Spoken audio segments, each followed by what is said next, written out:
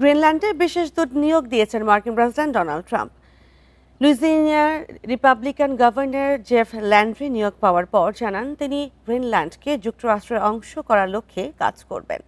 Denmark এই নিয়োগে ক্ষোভ প্রকাশ করে মার্কিন রাষ্ট্রদূতকে ব্যাখ্যা দেওয়ার জন্য তলব করবে বলে জানিয়েছে। ট্রাম্প হোয়াইট হাউসে ফেরার পর গ্রিনল্যান্ডের কৌশলগত অবস্থান ও খনিজ সম্পদের কথা উল্লেখ করে দ্বীপটি নিয়ে আগ্রহ বাড়িয়েছেন এবং প্রয়োজনে বল প্রয়োগের সম্ভাবনাও নাকচ করেনি। তবে জরিপ অনুযায়ী গ্রিনল্যান্ডবাসীর বড় অংশ যুক্তরাষ্ট্রের অংশ হওয়ার বিরোধী।